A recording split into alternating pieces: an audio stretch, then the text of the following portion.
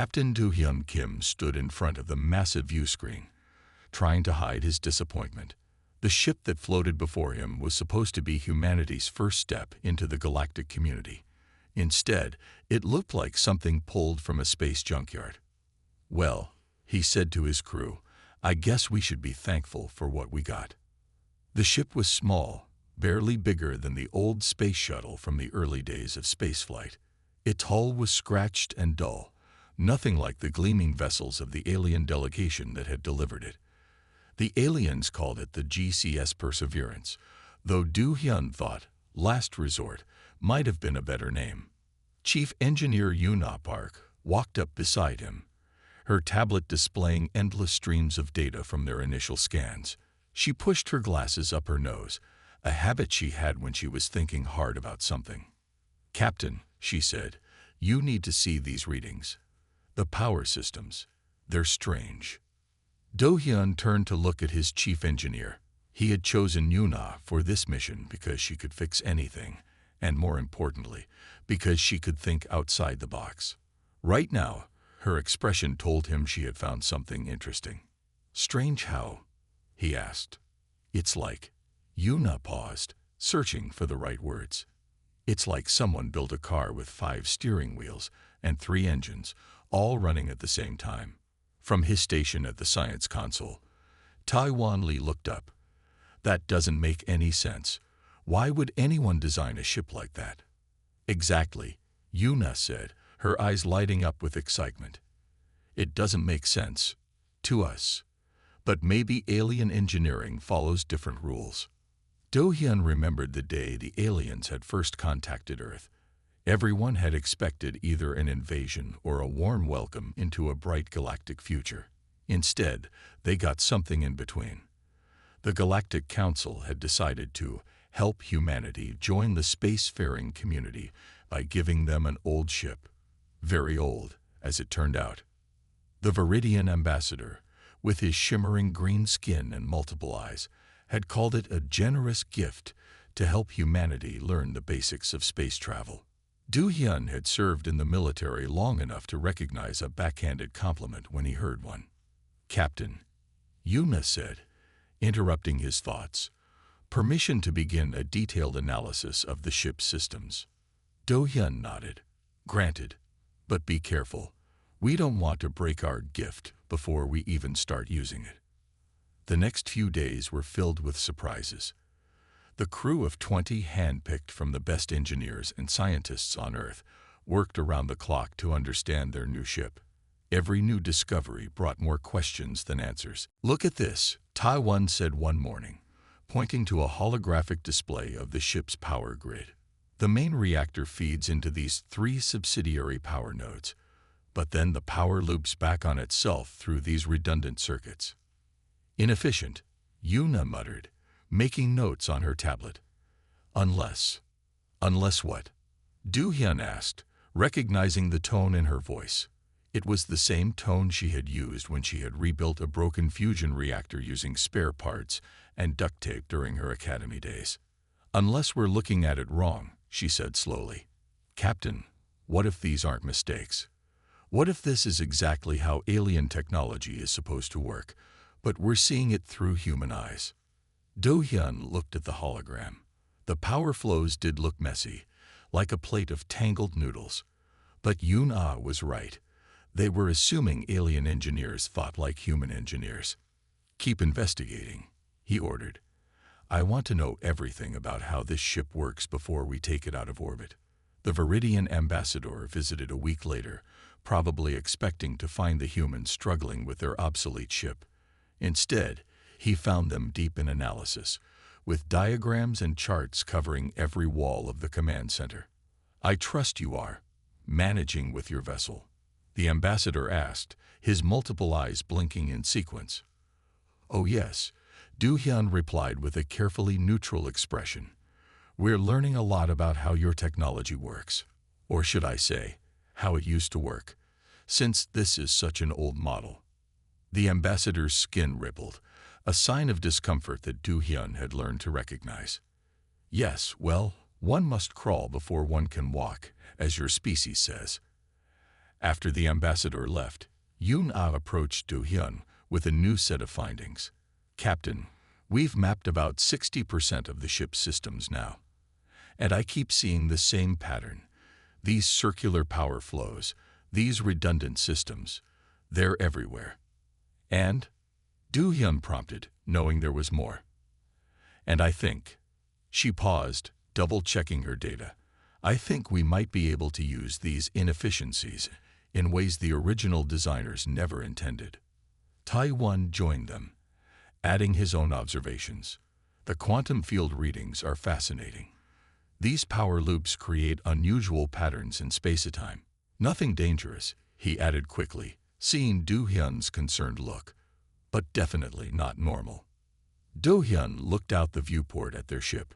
The Perseverance might be old and ugly, but it was theirs. And if there was one thing humans were good at, it was making the best of what they had. All right, he said, making a decision. Let's see what this ship can really do. Yuna, I want you to run some controlled tests on these power systems. Todd 1, monitor the quantum fields. If the aliens think they're teaching us to crawl, let's show them we already know how to run. As the crew began their work, none of them noticed the small probe watching from a distance, transmitting data back to the Galactic Council. The aliens had expected the humans to take months just to understand the basic systems. Instead, in just a few weeks, the humans were already seeing patterns that the aliens themselves had missed.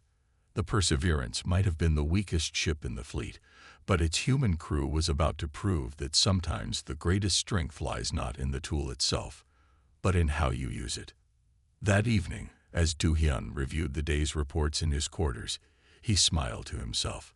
The aliens had tried to humble humanity by giving them an obsolete ship, but they had forgotten one important thing.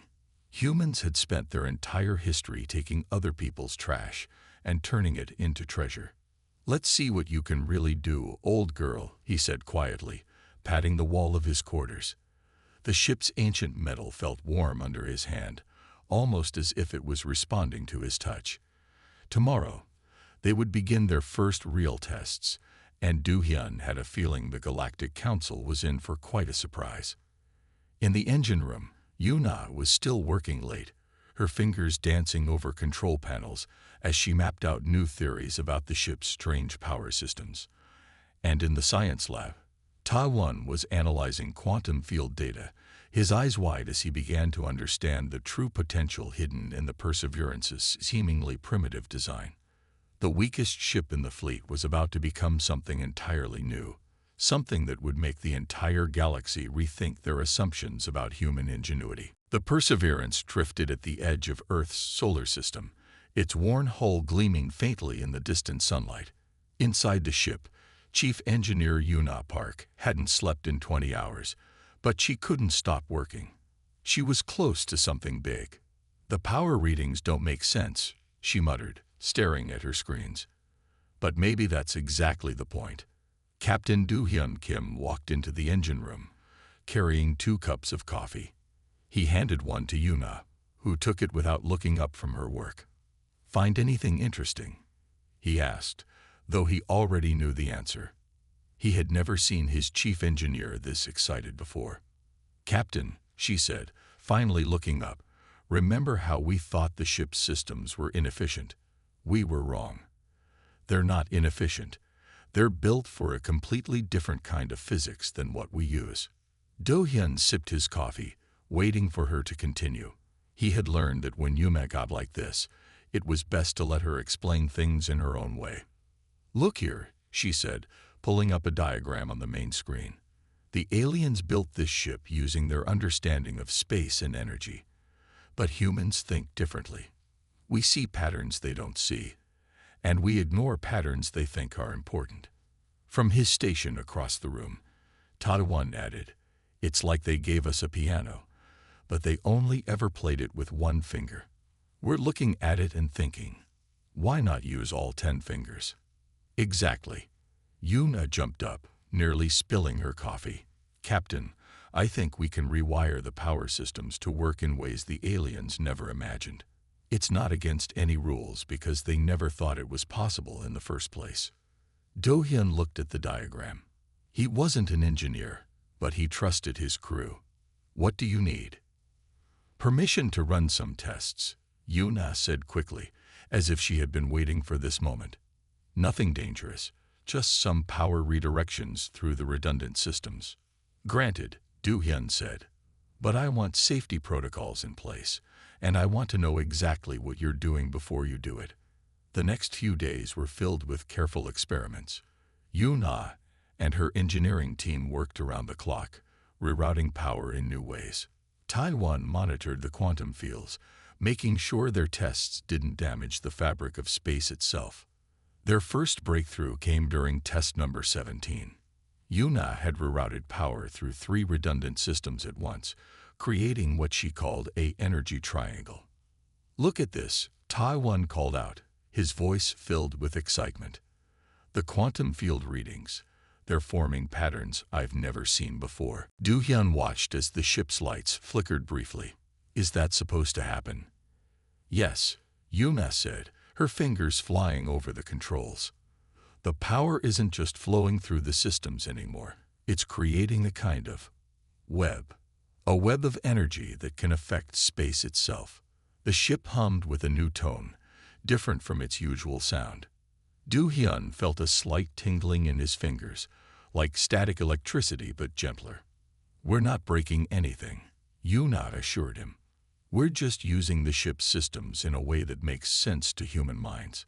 The aliens built these redundant systems for stability, but we're using them for something completely different. Over the next week, they refined their discoveries. The engineering team found that they could create controlled energy patterns by routing power in specific ways. The science team, led by Taiwan, discovered that these patterns could influence the space around the ship. It's like we found a new way to play with reality, Taiwan explained during a crew briefing. The aliens built these systems to be safe and stable. But because humans think differently about space and energy, we can use them to do things the aliens never thought possible. The Galactic Council's observation probe continued to watch, transmitting data back to its masters. The aliens saw the humans making changes to the ship's systems, but they couldn't understand what those changes meant. To them, it looked like children playing with buttons and switches. Then came the day of their first real test. The crew had prepared for weeks, checking and double-checking their calculations. They had transformed the ship's engine room into something that would have confused its original designers. Power conduits that were meant to be separate now worked together, creating patterns of energy that danced through the ship's systems. All stations, report status. Do-hyun called from the bridge. Engineering ready, Yuna replied. Power systems reconfigured and stable. Science station ready, Taiwan added.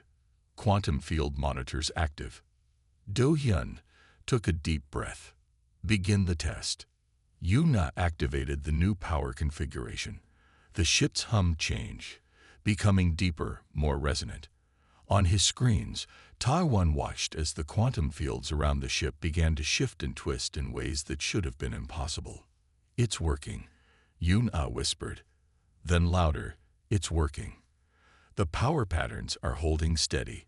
We're creating a stable quantum field matrix. The view through the ship's windows changed slightly, as if they were looking at space through rippled glass. Do-hyun felt that same gentle tingling in his fingers, stronger now. Quantum field strength at 200% of normal, Taiwan reported. 300%. 400%. Holding steady. The aliens watching through their probe saw something they had never seen before. The obsolete ship they had given to the humans was doing things that should have been impossible with its limited technology. But instead of trying to copy advanced alien designs, the humans had found their own path. Power systems stable, Yuna reported, her voice filled with pride. We can maintain this configuration indefinitely. Do-hyun smiled. His crew had taken a ship that was meant to teach them humility, and instead used it to prove that human creativity could overcome any limitation. Well done, everyone, he said. But this is just the beginning. Now we need to figure out what we can do with these new capabilities. As if in answer to his words, the ship's emergency alarm began to sound. A message from Earth Command flashed on the main screen. A vital colony ship was in danger, caught in the path of an unexpected meteor storm. The Perseverance was the only ship close enough to help, but with its conventional engines, it would never reach the colony ship in time. Unless... Do-hyun looked at Yuna, who was already running calculations on her tablet. She looked up at him, her eyes bright with determination. "Captain," she said, "I think it's time to show the galaxy what humans can really do with their gift."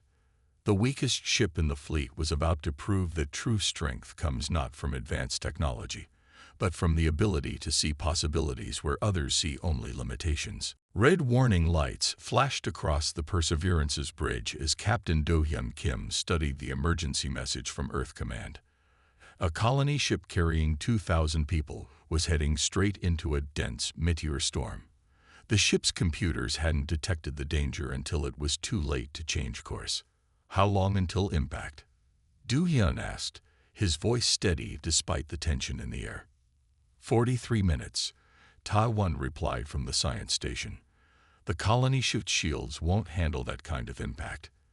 They need help now." Distance to their location. 2 hours at our maximum speed, Yuna said, but her fingers were already dancing across her control panel. "Unless..." Do-hyun turned to his chief engineer.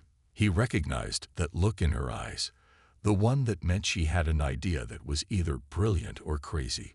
Usually both. "What are you thinking?" he asked.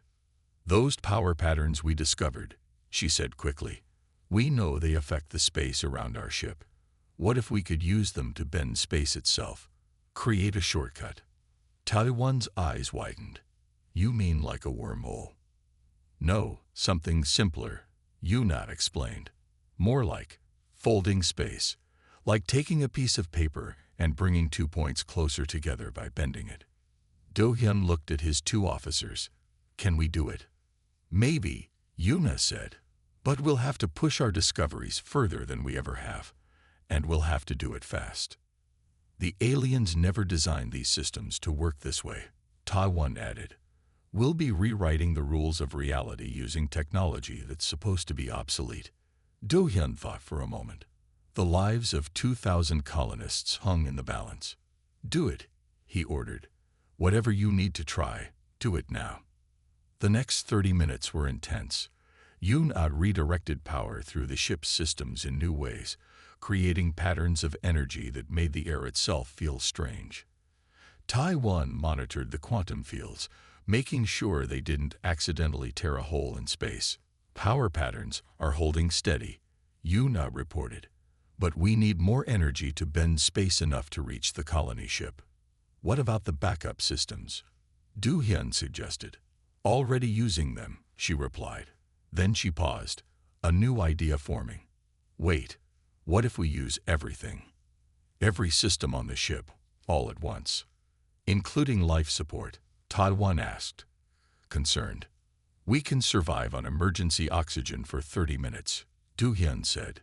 "Do it." Yuna's fingers flew over the controls.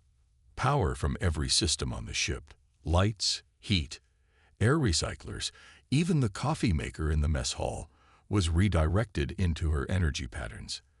The ship's hum grew deeper, more powerful. "Quantum field strength rising," Taiwan reported. 500%, 700%, 1,000% of normal. The view through the ship's windows changed dramatically. Stars seemed to bend and stretch. Do-hyun felt the tingling in his fingers grow stronger, spread through his whole body. "Space is starting to fold," Yuna said, her voice filled with wonder. "It's working." On his screens, Taiwan watched as the distance between the Perseverance and the colony ship began to shrink. Not because they were moving faster, but because they were bending the space between them.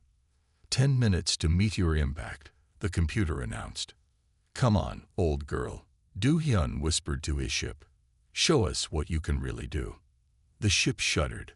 Warning alarms blared as systems were pushed far beyond their designed limits, but the power patterns held steady, and space continued to bend. 5 minutes to impact, the computer said. We're almost there, Yuna called out. Just a little more. Suddenly, the stars snapped back to normal. The tingling sensation vanished. Through the view screen, they could see the colony ship directly ahead of them, and the meteor storm approaching from the other direction. Power the main weapons, Du-hyun ordered.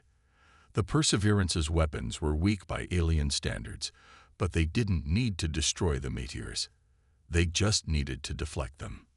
Weapons ready, Ta-1 reported, but they're not strong enough to use the same power patterns, Yuna interrupted. Route the weapon energy through the quantum field matrix we created. It will multiply their effect. The next few minutes were a blur of action. The Perseverance's small laser cannons fired again and again, each shot enhanced by the quantum fields they had created. Where a normal shot would have barely scratched a meteor, these enhanced beams cut through rock like paper. From a safe distance, the Galactic Council's probe recorded everything. The aliens watched in amazement as the obsolete ship they had given to humanity performed impossible feats. The Perseverance wasn't just bending space, it was rewriting the basic rules of how their technology worked. When the last meteor was destroyed or deflected, a cheer went up from the colony ship's crew. They had no idea that their rescuers had just revolutionized space travel. They just knew that the strange-looking ship with the worn hull had saved their lives. All meteors cleared, Ta-1 reported. The colony ship is safe. Do-hyun looked around his bridge. Emergency lights were still flashing, half the systems were offline, and they would need days to repair everything they had pushed beyond its limits. But they had done it. Good work, everyone, he said. Especially you, Yuna. You just changed everything we thought we knew about space travel. Yuna smiled tiredly. No, Captain. We all did it together. And we did it with the weakest ship in the fleet. As they began repairs, none of them knew that their actions today would send shockwaves through the galactic community. The aliens had given humans an obsolete ship to teach them humility. Instead, humanity had taught the galaxy a lesson about the power of seeing things differently. The Perseverance might have been old and weak by alien standards, but in human hands, it had become something entirely new. Proof that the strongest force in the universe wasn't advanced technology, but the power of human creativity and determination. 1 month after the colony ship rescue, Captain Do-hyun Kim stood in the Great Hall of the Galactic Council. The circular chamber rose hundreds of meters above him, its walls lined with representatives from 1,000 alien species. Every eye, whether they came in pairs or clusters, was fixed on the human captain and his crew. The Viridian ambassador spoke first, his green skin shifting through shades of blue as he addressed the council. We have gathered today to discuss the unexpected developments regarding the human crew of the GCS Perseverance. Do-hyun noticed how the ambassador avoided mentioning that they had given humans their weakest ship. Next to him, Yuna tried to hide a small smile. Our monitoring probes, the ambassador continued, have recorded the humans using their vessel in ways that should be impossible. We must understand how they achieved this. Do-hyun stepped forward to the speaking platform. The universal translator hummed as he began to speak. Honorable Council, we achieved these results by looking at your technology with fresh eyes. Where you saw an obsolete ship, we saw possibilities. He gestured to Yuna, who projected a hologram of their modified power systems. Several council members leaned forward, their expressions showing confusion or disbelief. Your technology works perfectly well for your way of thinking, Do-hyun explained. But humans think differently. We saw patterns you didn't see because we didn't know we weren't supposed to see them. Ta-1 added his own data to the hologram, showing how they had used the ship's redundant systems to manipulate space itself. The chamber filled with surprised murmurs as alien scientists began to understand what they were seeing. Impossible, one of the senior council members said. Those systems were designed for stability, not space manipulation. Exactly, Yuna replied, her voice clear and confident. They were designed for one purpose, but that doesn't mean they can't serve another. Humans have always been good at finding new uses for old tools. The council chamber erupted in discussion. Some members argued that this was dangerous, that humans were meddling with forces they didn't understand. Others saw the potential in this new way of thinking. A tall crystalline being that Du Hyun recognized as the head of the council's science division rose to speak. Its voice chimed like bells through the translator. I have reviewed the data from the colony ship rescue. The humans didn't just save lives that day, they showed us that our understanding of our own technology is incomplete. The chamber grew quiet. The science director continued. We gave them our simplest ship, thinking we were teaching them. Instead, they have taught us a valuable lesson about innovation. Over the next few hours, Yuna and Taiwan explained their discoveries to the council. They showed how human creativity had turned the ship's weaknesses into strengths, how their different perspective had revealed new possibilities in old technology. But surely this is dangerous, one council member protested, using technology in ways it wasn't designed for. With respect, Du Hyun interrupted. That's how humanity has achieved every major breakthrough in our history. We look at what exists and ask ourselves, what else could this do? What if we tried something new? The Viridian ambassador's skin had shifted to a deep purple, a sign of deep thought. Perhaps, he said slowly, we were wrong about humanity's readiness for advanced technology. You have proven yourselves not by mastering our tools, but by reimagining them. That evening, after hours of debate, the council reached a decision. The head of the council stood, its many appendages raised in the traditional gesture of proclamation. We hereby establish the Human Innovation Initiative, the council head announced. Captain Kim and his crew will lead a new program to explore human approaches to galactic technology. Additionally, we invite human engineers to study at our academies, not as students, but as teachers of creative problem-solving. Do Hyun looked at his crew, seeing pride in their eyes. They had turned an attempt to humble humanity into a triumph of human ingenuity. In the months that followed, ships from across the galaxy began arriving at Earth. Alien engineers wanted to learn how humans would approach their technical problems. The Perseverance became a training ship, where Du Hyun and his crew taught others to see technology with new eyes. One day, as they prepared for another training session, Du Hyun found Yuna in the engine room, showing a group of alien engineers how they had modified the power systems. The key, she was saying, isn't to build something new. It's to look at what you already have and ask yourself, what else could this become? The aliens watched in fascination as she demonstrated their power routing techniques. One of them, a young Viridian engineer, raised a hand. But how do you know what's possible? Yuna smiled. We don't. That's the secret. Humans have never let impossible stop us from trying something new. Later on the bridge, Du Hyun watched Earth rotating below them. The Perseverance's worn hull had been repaired and reinforced, but they had kept some of the scratches as a reminder of where they had started. Message from the council, Captain Ta-1 called out. 3 more ships arriving next week for training, and they're asking if we can help with the redesign of their deep space stations. Do Hyun nodded, feeling proud of how far they had come.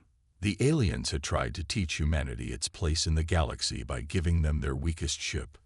Instead, humanity had taught the galaxy that true strength lies not in the power of your tools, but in the ability to see new possibilities in everything around you.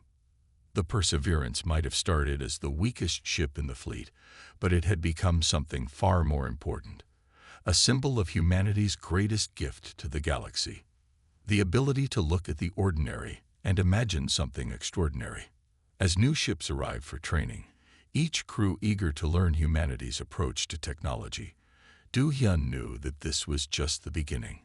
Humanity had taken its first steps into the galaxy not as students, but as teachers, showing that sometimes the greatest innovations come not from advancing technology, but from looking at existing technology in new ways. And somewhere in the vast reaches of space, the original designers of the Perseverance would have been amazed to see their obsolete ship becoming the vessel that changed the galaxy's understanding of what was possible.